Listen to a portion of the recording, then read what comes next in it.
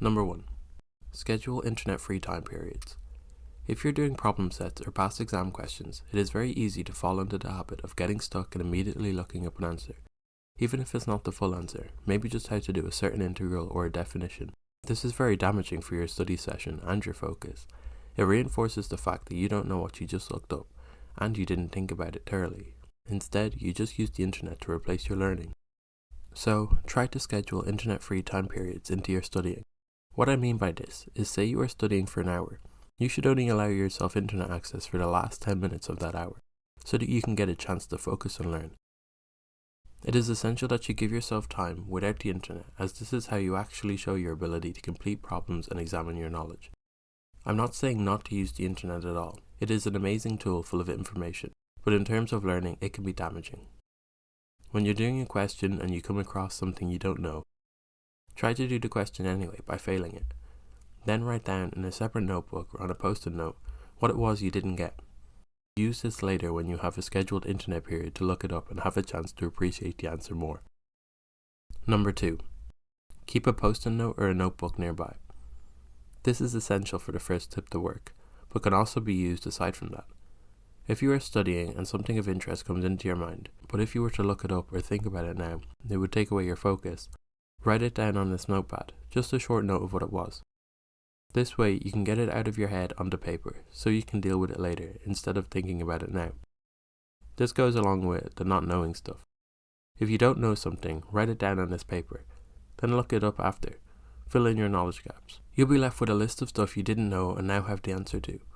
When you next go over the topic, if you're revising, then use a different post-it note and compare at the end of the study session to see what you've retained and what needs more focus. Number 3. Take breaks. I've recently made a video on the Pomodoro technique, but I think it's especially important to use when you're studying for long periods, as, if you don't want to burn yourself out, you need to schedule a rest break.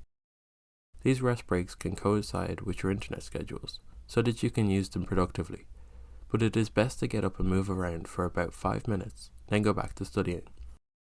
It allows you to maintain focus for longer and will set you ahead of people who study in long blocks, as you'll have more stamina in the end. Number 4. Combine study techniques. There are a lot of study techniques out there, and while they all have some purpose, you shouldn't feel that you have to commit to just one of them. For instance, if you're using the Feynman technique, you can use Pomodoros alongside it to enhance each of them. If you find a new technique, or think that you have a method of your own, try to combine it with other ones. If worse comes to worse, you'll just have to switch to something else, but at least you know that something doesn't work for you. It is essential to find a way of studying that is comfortable, familiar, and productive for you. If not, studying will be a long and arduous task, which will require a lot of effort and unmotivated work for you.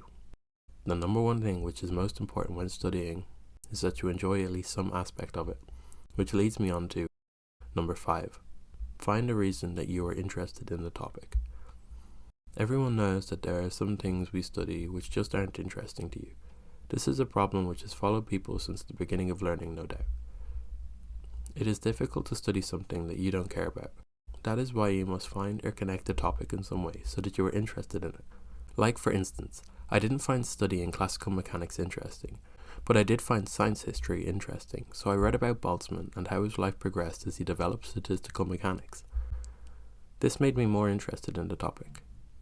When you relate the subject to something you care about, it is easier for you to care about it yourself. Keep this in mind next time you find yourself studying something which doesn't interest you. I hope you find some of these tips useful. Thanks for watching. Please subscribe.